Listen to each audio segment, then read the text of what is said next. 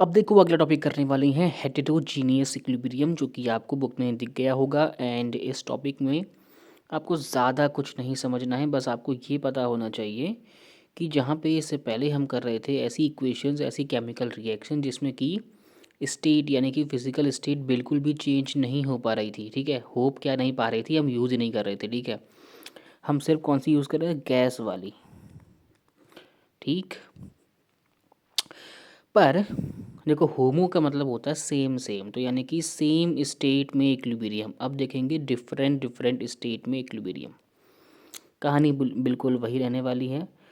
Chemical reaction हमें मिलेगी, उसमें कुछ सॉलिड होंगे, कुछ गैस होंगे, कुछ लिक्विड होंगे, कुछ एक्वस होंगे। बस इन्हीं चारों में से कोई एक होगा। बस आपको ध्यान में एक बात ये रखनी है, जहाँ पे आपको सॉलिड दिख जाए या लिक्विड दिख जाए तो वहाँ पे आपको उनका कंसंट्रेशन, क्या बोला मैंने, अगर आपको केमिकल रिएक्शन में सॉलिड दिख जाए या लिक्विड दिख जाए तो वहाँ पे आपको कंसंट्रेशन उनका 1 रख देना है। रीज़न इसका इतना सा है, बहुत सिंपल लैंग्वेज में जान लो, कि जब भी हम गैस, सॉलिड, एक्वस, ठीक है, इन सभी का केमिकल रिएक्शन करते हैं, ठीक है, तो सॉलिड और लिक्विड का जो कंसंट्रेशन है वो गैसेस और एक्वस सॉल्यूशन के कंपैरिजन में बहुत ही कम होता है। मतलब ना कंसंट्रेशन चेंज जो सॉलिड और लिक्विड का है वो गैसेस के कंपैरिजन में या एक्वस सॉल्यूशन के कंपैरिजन में बहुत ही ज़्यादा कम होता है, या फिर ऐसा कह सकते हो ना के बराबर होता है, जो कि ऑब्जर्वेबल नहीं है। और इसीलिए हम लोग सॉलिड और लिक्विड का कंसंट्रेशन 1 ही मान लेते हैं इक्विलिब्रियम पर भी, क्योंकि वो दिखता है।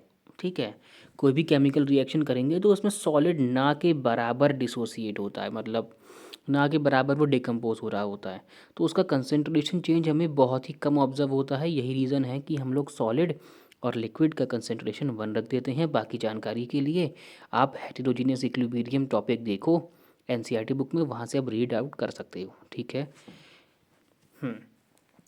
अब इतनी बात आपको समझ में आ गई। यहाँ पे केमिकल रिएक्शन भी दी हुई है, क्या है, CaCO3 लाइम स्टोन चूना पत्थर, डिकम्पोजिशन रिएक्शन है क्योंकि CaO यानी कि क्विक लाइम और CO2 में टूट गया। बस यहाँ पे नई चीज़ ये है कि CaCO3 सॉलिड में है, CaO क्विक लाइम भी सॉलिड में है और CO2 गैस में है। तो इसके लिए हम लोग Kc लिखेंगे और Kp लिखेंगे और फिर जाके एक न्यूमेरिकल सॉल्व कर लेंगे। ये बात समझ गए ना कि सॉलिड लिक्विड का कंसंट्रेशन 1 क्यों लेते हैं। बाकी आप इसे एनसीईआरटी में रीड कर लेना, वहाँ से भी आपको अच्छे से क्लैरिटी हो जाएगी। अब देखो Kc Kp के लिए करना क्या होता है। CaCO3 सॉलिड में था, CaO था और CO2 था। अगर मैं सबसे पहले Kc लिखूँ तो Kc क्या होता है, कंसंट्रेशन ऑफ प्रोडक्ट, जो कि इस केस में CaO है, यानी कि CaO का कंसंट्रेशन। आगे से 1 2 कुछ भी नहीं है तो ऊपर पावर में भी कुछ नहीं आएगा, इतनी बात तो आपको आने लग गई होगी। ये हो गया प्रोडक्ट का कंसंट्रेशन, डिवाइड कर देंगे इसको रिएक्टेंट के कंसंट्रेशन से, जो कि अपना कितना CaCO3। आसान है, बढ़िया। बट क्योंकि मैंने पहले ही बोल दिया कि सॉलिड का जो कंसंट्रेशन है, सॉलिड का जो कंसंट्रेशन है और लिक्विड का जो कंसंट्रेशन है वो क्या होता है, 1 रख देते हैं, और ये गैस है। ठीक है, तो मुझे दिख रहा है कि CaCO3 और CaO क्या है मेरे पास, सॉलिड है, तो इनका कंसंट्रेशन क्या पुट कर देंगे, 1। तो Kc कितना आ गया, 1 into concentration of CO2 divide by क्या आ गया, कंसनट्रेशन सॉरी ऑफ CaCO3 कितना आ गया, 1। तो बेसिकली Kc अगर मुझे निकालना है उस इक्वेशन का, तो सिंपली मैं अगर CO2 का कंसनट्रेशन में निकालूंगा तब भी मेरा काम हो जाएगा। सिमिलरली Kp देख लो, Kp क्या होता है, Kp होता है पार्शियल प्रेशर ऑफ प्रोडक्ट, जो कि इस केस में क्या था, CaO था। पावर अगेन आगे से कुछ नहीं है तो 1, और क्या था, पार्शियल प्रेशर ऑफ क्या क्या क्या, एक बात ना भूल गया मैं आपको।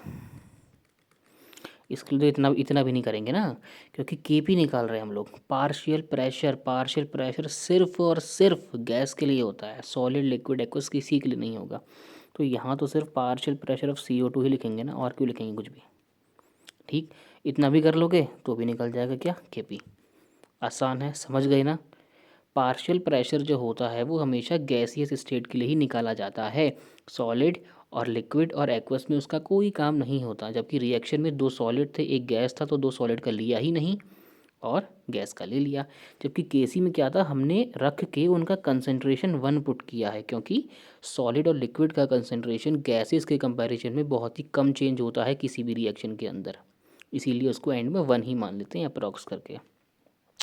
इतनी बात आपको समझ में आ गई तो हम करने वाले हैं प्रॉब्लम नंबर क्या 6.6। ठीक है, जिससे कि आपको टॉपिक और भी अच्छे से क्लियर हो जाएगा। मेरे हमें एक रिएक्शन दी हुई है, क्या दी हुई है, CO2 है गैसियस फॉर्म में, रिएक्शन कराई उसकी कार्बन से, हमें क्या मिला, कार्बन मोनोऑक्साइड, और रिएक्शन अच्छे से बैलेंस करी हुई है, और ये क्या है, गैसियस फॉर्म में है।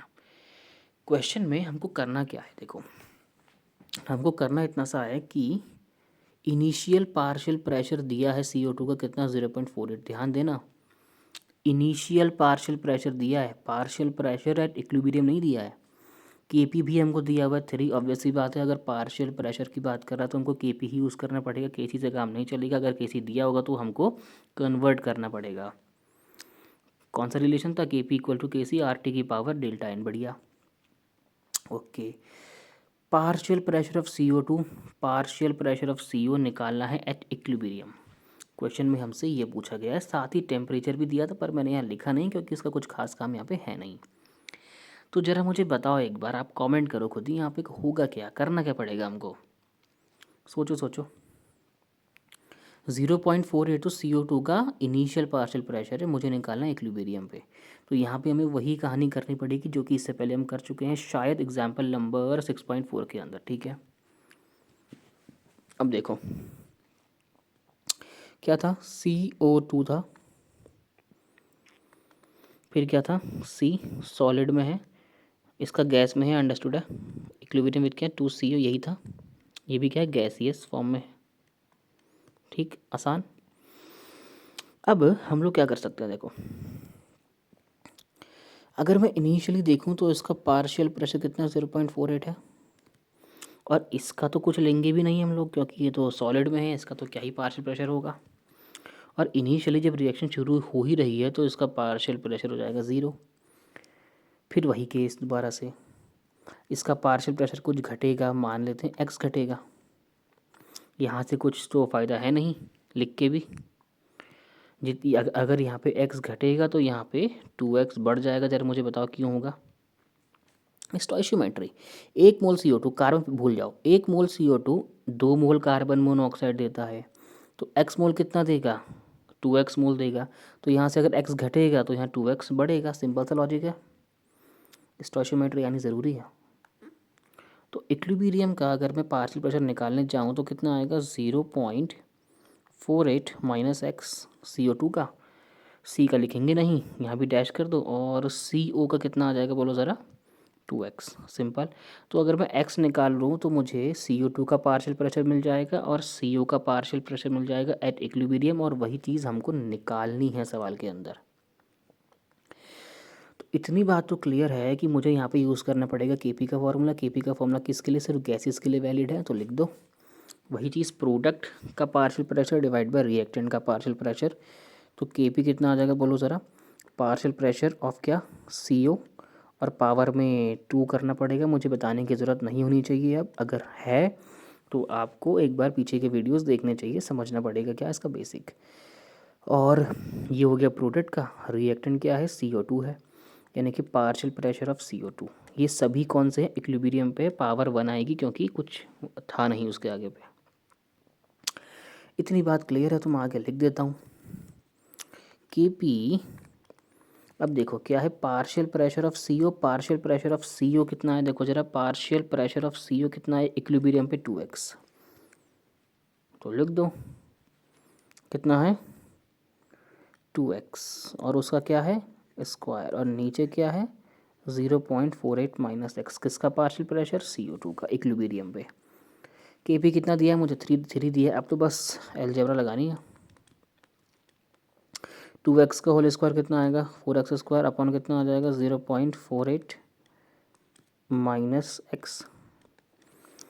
सिंपल सी कहानी है, तो क्या कर सकते हैं, 3 into 0.48 minus x equal to 4x square हो जाएगा।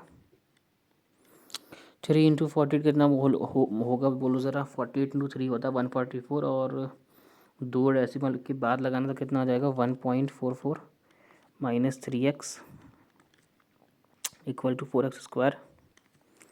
इतनी बात आई थिंक आपको क्लियर हो गई होगी। साथ ही आपको ये भी दिख रहा होगा कि यहाँ पे क्या बन रही है, क्वाड्रेटिक इक्वेशन। तो सभी को उठा के वहाँ डाल देंगे, साइन चेंज होगा, यहाँ के बचा 0, वहाँ के आया 4x² माइनस 3x, वहाँ जाके प्लस 3x, और कितना आ गया माइनस का 1.44। आसान, बढ़िया। अब ये इक्वेशन बिल्कुल ax² plus bx plus c की फॉर्म है। इसको सॉल्व करने के लिए हम लोग क्या यूज़ करते हैं, आपका क्या करते हैं, क्वाड्रेटिक फॉर्मूला, धराचार्य वाला। जरा बताओ क्या होता, x इक्वल टू माइनस का b plus minus √b² minus 4ac, अरे माइनस 4ac अपॉन 2a। इस रिएक्शन से छांट के निकाल सकते हो, a क्या है, b क्या है, c क्या है, लिख देते हैं। a क्या है 4, b क्या है 3, c क्या है माइनस का 1.44। डेसिमल के 2 पॉइंट बाद तक लेना होता है, उतना तो हम कर ही रहे हैं, और इतनी कैलकुलेशन आपको भी करनी ही पड़ेगी अगर आपको बहुत क्लोज आंसर चाहिए तो, कभी कभी एक्यूरेट भी। रखो b का वैल्यू सिर्फ 3 था, तो ये -3 हो जाएगा, प्लस माइनस √b² b² मतलब 3 का स्क्वायर, 3 का स्क्वायर 9, माइनस 4 × a कितना मेरे पास 3, और c कितना, ध्यान देना, माइनस का 1.44 था, ठीक है। अपॉन में क्या है 2a यानी कि 2 4 सा कितना 8। बस अब कुछ नहीं है, आपको कैलकुलेशन करनी है। माइनस का 3 प्लस माइनस √, देखो 9 तो फिलहाल छूट जाएगा, इसका कैलकुलेशन मैं करके दिखा दे रहा हूँ। एक बात दिमाग में बिठा लो, माइनस का है और माइनस का है, बाकी कुछ नहीं है। माइनस माइनस हमारे गांव में प्लस होता है। 4 3 सा कितना हो गया 12, 12 इंटू कितना करना है मुझे 1.44। चलो यहाँ करके दिखा देते हैं। 144 इंटू 12 पॉइंट बाद में लगा लेंगे। 12 4 सा कितना 48, 12 4 सा कितना 48, और 4 ऊपर कैरी 52, 12 कम 12, 12 पंजे सॉरी 12 12 5 17, ठीक कर रहा हूँ मैं। 4a, अरे यार sorry, this is my mistake, sorry. तभी कौन क्या गलत कर रहा हूँ, ये 4 नहीं है, 4ac होता है ना, ये तो मेरा 4 है, 4 4ac, ठीक है 4ac, क्लियर। वही गलती यहाँ पे हो गई है, पहले ही नोटिस कर लियोगे आप लोगों ने। 4 देखो 4 × 4 × c 1.44, इसको करना है।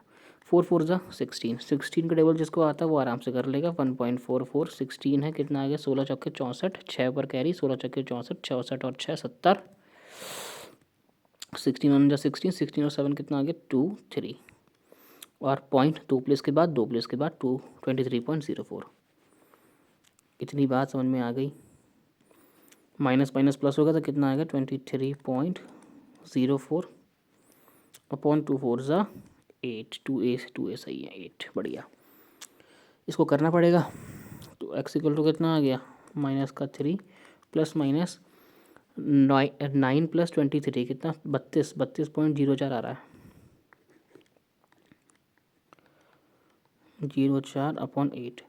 अब देखो ना, इसका स्क्वायर रूट आप चाहो वैसे निकाल लो, पर ना मेरे हिसाब से कैसे करेंगे, देखो थोड़ा सा हम जल्दी करेंगे। और करेंगे कैसे, देखो 32 जो है 32.04, ये 5 और 6 के स्क्वायर के बीच में आता है, ठीक। 5 का स्क्वायर 25, 6 का स्क्वायर 36, तो 32 तो इनके बीच में ही आएगा, इन्हीं में से कोई होगा, यानी कि 5 के आसपास ही कुछ होगा। अगर मैं थोड़ा क्लोज जाने की कोशिश करूँ, देखो 32 है, 32.04 है। अगर मैं 5.5 पकड़ लूँ, 5.5 का स्क्वायर करो कितना 5 का स्क्वायर 25, 5 के बाद क्या आता है 6, 5 6 ज़ा 30, तो 30.25 नहीं आ गया, तो बहुत करीब पहुंच गया मैं इसके, बस 2 पॉइंट कितने का अंतर है, 5 में 4 गया 1 2 1, 2.21 का अंतर है। तो ऐसा नहीं हो सकता कि ये मे बी 5.6 के आसपास हो, करके देख लेते हैं। 56 का स्क्वायर कर लो, 5 का स्क्वायर 2500, 6 का स्क्वायर 36, 2 इंटू 50 100 इंटू 6 100, कितना आ गया? 6 आ गया, 3 आ गया, 6 5 11 2 1 3, देखो 31.36, 32.04 के थोड़ा पास तो है ही, क्योंकि 5.7 करेंगे तो वो पार निकल जाएगा। तो मोटा मोटी कहने का मेरा मतलब बस इतना सा है कि 32.04 का स्क्वायर रूट कितना आएगा, यानी कि -3 प्लस माइनस 32.04, मतलब 5.6 का अगर स्क्वायर भी करूँ तो भी इसके पास पहुंच जाऊंगा।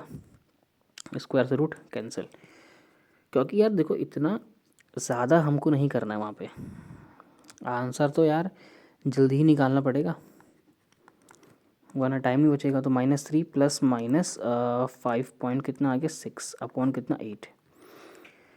अब अगर -3 माइनस 5.6 ले लूँ तो या तो आंसर मेरे को माइनस में मिलेगा, यानी कि एक्स का वैल्यू नेगेटिव आएगा। और कंसंट्रेशन भैया नेगेटिव कैसे होता, ज़रा मुझे बता दो कंसंट्रेशन, ज़रा मेरे लिए नेगेटिव 1 लीटर पानी लाना, ले आओगे? नहीं,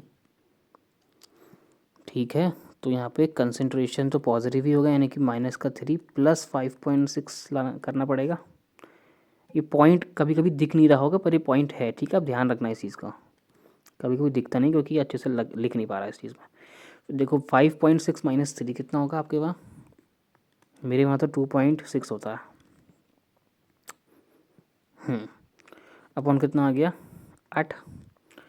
इसको सॉल्व करने के लिए क्या कर लोगे, अब तो यार कहानी ख़त्म ही है। 26/8 इंटू 10 कर लो, काटो उसको, कितना आ रहा है 8 3 24.20, 8 दूनी 16, 3.25/10, मतलब अप्रॉक्सीमेटली 0.32। तो कहने का मतलब ये है मेरे को एक्स का वैल्यू कितना मिल गया 0.32। और हम कर क्या रहे थे पता है, भूल तो नहीं गई कहीं, कहाँ गया, ये था, जगह तो नीचे पहुँच गए हम लोग। हाँ सही है, हम कर क्या रहे थे, मुझे निकालना था एक्स का वैल्यू, क्योंकि मुझे निकालने हैं कंसंट्रेशन CO2 का और CO का एट इक्विलिब्रियम। एक्स मिल गया है, पुट कर दो, कहानी ख़त्म। इतना तो आप कर लोगे, 0.32 आंसर है। यहाँ डालो कितना आएगा 0.32 2 ज़ा 4 6 0.64, और यहाँ आप माइनस कर लोगे ना 0.48 माइनस 0.32, 8 में 2 गया 6, 4 में 3 गया 0.16। तो ये क्या आ गया आपके पार्शियल प्रेशर, और पार्शियल प्रेशर क्या होंगे हमेशा बार में लिखे जाएंगे। उम्मीद करता हूँ कि आपको ये एग्जाम्पल भी अच्छे से क्लियर हो गया होगा।